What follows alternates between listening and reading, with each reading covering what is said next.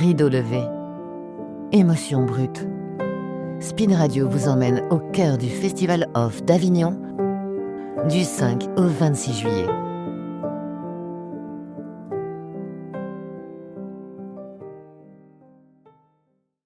On est toujours sur Speed Radio en direct du Festival d'Avignon avec Sandra Fabry pour rallumer les lucioles. Bonjour Sandra. Bonjour Olivier. Alors, est-ce que les lucioles ont toujours besoin d'être rallumées un an après ton premier passage à l'Optimiste Théâtre? Il y a quelques lucioles à Avignon, mais on a besoin d'en rallumer d'autres davantage. Plus que jamais, elle continue de disparaître et je trouve que c'est un petit peu de la magie du monde qui disparaît avec elle. Donc voilà, plus que jamais, il faut qu'on libère notre propre magie pour essayer de rééquilibrer un petit peu tout ça. Alors, quel souvenir tu gardes de l'an dernier? C'était ta première représentation l'an dernier. Vous montiez le spectacle avec ta compagnie. Quels ont été les retours des Avignonnais l'an dernier? Alors l'an dernier, c'était la première année au Théâtre L'Optimiste, mais c'était la deuxième année qu'on faisait le Festival d'Avignon. Donc le spectacle avait déjà pu avoir une première vie. Et on a eu des super retours l'année dernière du public c'était super mignon. Voilà, les retours qu'ils ont pu nous faire. Donc on est très heureux d'être à nouveau là cette année. Alors, si tu nous parlais de Lily et de sa fameuse licorne, Lily, quel est par exemple le rapport à ses parents qui est particulier en quelques mots? Alors Lily, elle a une maman qui voit pas le monde comme tout le monde.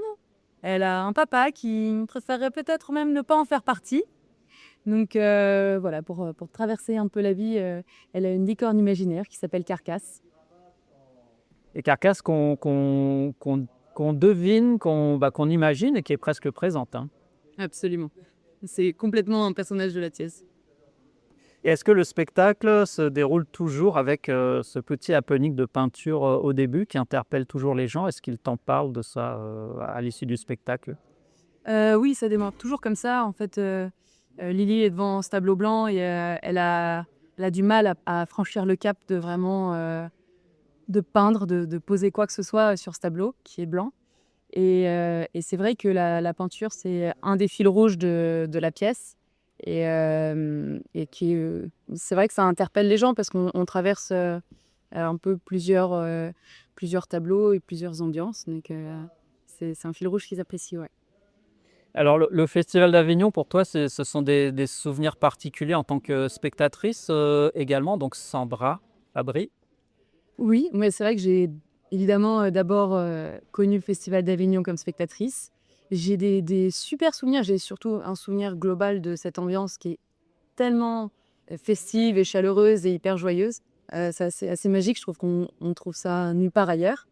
Et je me souviens avoir vu des super jolis spectacles.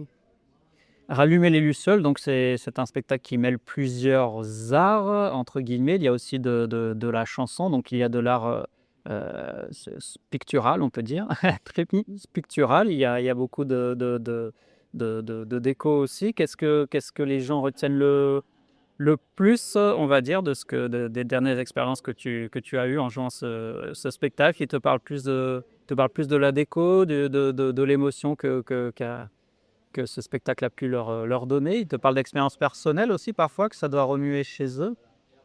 C'est vrai que globalement, une des choses qui ressort le plus, c'est un peu les montagnes russes émotionnelles. Oui. Parce qu'à la fois, on rit, on est touché, et puis il y a des moments qui sont un petit peu plus rudes, et puis on vit à nouveau. Donc c'est vrai qu'on traverse plein de choses. On parle aussi beaucoup du texte, qui est très riche. Et c'est vrai que c'est là où le théâtre, c'est magique, parce qu'on part de quelque chose de très intime. Et en fait, on se rend compte que ça devient universel, parce que beaucoup de gens sont touchés, et à des niveaux très différents, et pour des raisons très différentes. Donc c'est très joli. Le spectacle parle de la question de la normalité. Pour toi, la normalité, c'est quelque chose que tu as toujours combattu, ou bien tu cherches toujours la définition de ce qu'est la normalité finalement? C'est l'une des grandes thématiques de ce spectacle finalement. Est-ce qu'on doit fuir la normalité, ou est-ce qu'elle nous rattrape toujours? C'est vrai que c'est un des thèmes où j'ai eu toute une période de ma vie où j'ai couru un peu après ce que je pensais que ma vie devait être, et qui en fait me correspondait pas du tout. Et c'est vrai que ça prend, en tout cas pour moi, ça a pris du temps. de savoir un peu qui j'étais, ce dont j'avais besoin et de sortir de juste je vais le faire parce que je crois que c'est ce que je suis censée faire et qu'on attend de moi. Lily, c'est toi?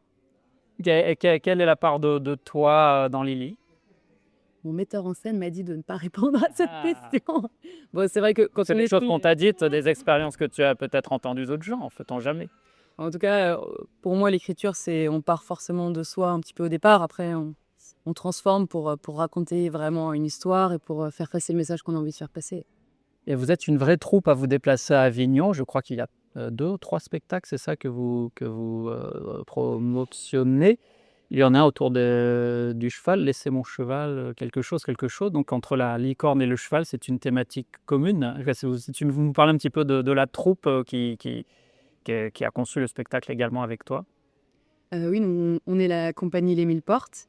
C'est vrai qu'on a la chance cette année de représenter 3 spectacles qui sont très beaux et qui en fait ont ce point commun de venir vraiment toucher au cœur et d'avoir envie de rallumer quelque chose de l'ordre du bonheur, de la vie, de cette étincelle-là. Et donc les 3 sont mis en scène par Bruno Banon, qui a vraiment cette sensibilité-là pour. Les 2 autres spectacles s'appellent? Donc il y a La Force du Coquelicot qui est à 17h au Rose de Teinturier. Et il y a Laissez mon cheval libre, il sait où aller, qui est à 10h10 au Grand Pavois. Et donc ici, donc c'est Rallumer les lucioles, c'est à l'Optimiste Théâtre comme l'an dernier, à 15h10. Je ne sais pas si l'horaire était le même l'an dernier. Il n'y a pas de jour de relâche, c'est jusqu'au 26 juillet que ça se joue. Un petit mot pour les personnes qui hésiteraient encore quand tu dis que ça les emmène un petit peu vers le lâcher prise. C'est l'une des satisfactions que tu as à la fin, que les personnes se sentent, oui, un petit peu plus libres et un petit peu, soient un petit peu plus guidées par leur instinct, tu dirais? Ouais, ce qui est la plus jolie récompense, c'est quand effectivement je vois les gens avec un grand sourire à la fin et qui me disent qu'ils ils s'aiment un petit peu plus à des endroits où il y avait des insécurités.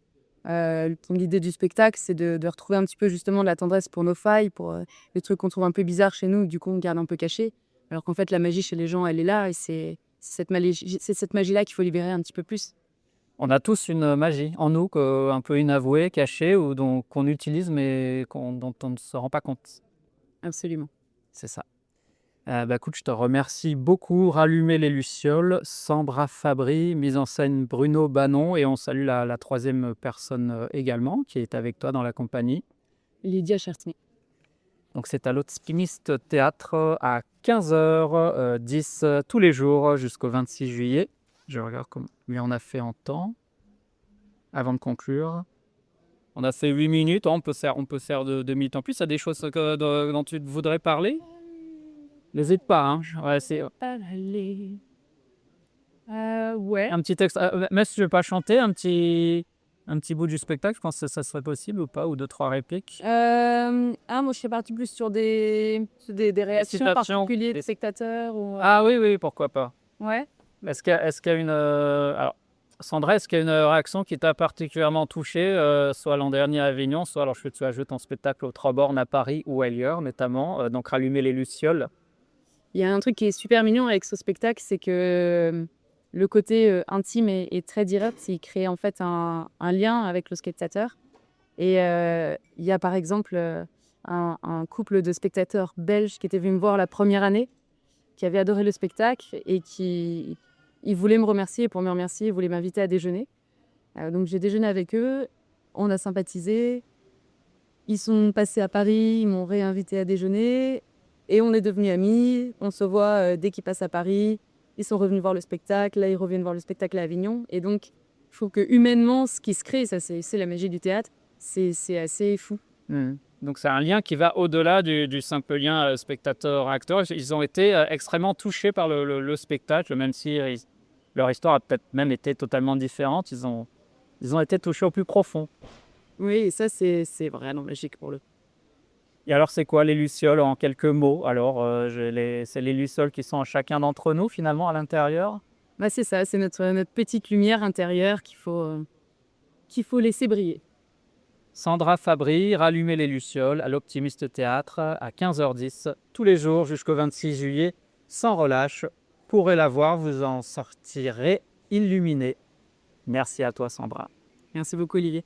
À très bientôt au Festival d'Avignon. À bientôt sur Kid Radio. Cet été, vivez le Festival d'Avignon avec Théâtre et Spectacle de Paris.